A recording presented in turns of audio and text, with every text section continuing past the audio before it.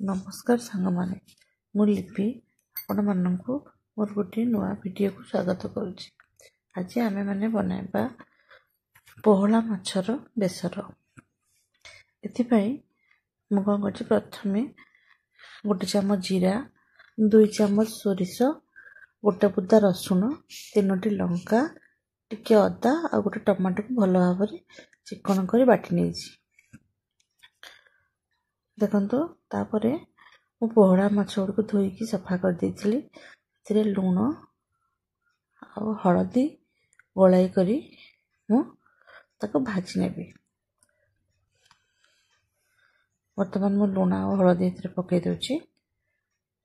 एहा पर देखिबे सब गोलाई करी मु भाजी नेबी।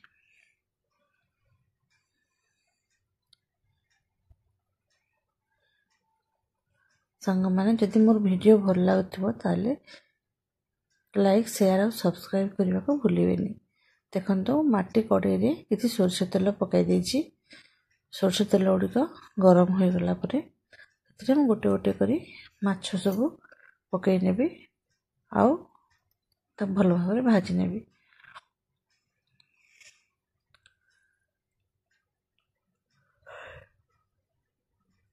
देखंतु वर्तमान माछ सब भाजी सारछि। तापरे से जो कड़े रे माछ भाजुथली सेथिरे आउ 2 चामच तेल देई करी मु गोटे प्याज काटी की रखिछि। से प्याज पकै की प्याज रो कलर चेंज होवा पर्यंत भाजी ने।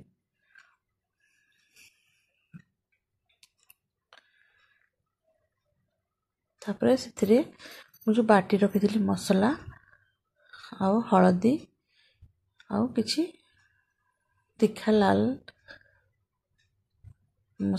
मोर लंका गुंड पकाई भल भाबरे गोलाई देली ओ टिके फुटी गला परे पानी दे देली।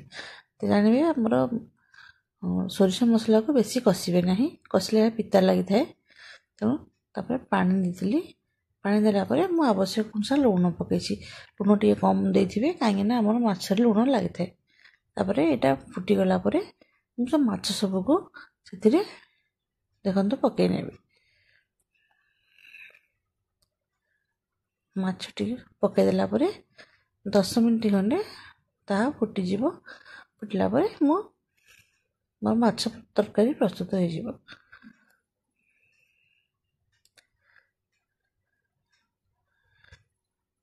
देखंतु वर्तमान प्राय माछ तरकारी हे आसलानी। मु धनिया पत्र से काटी के पकाई देली।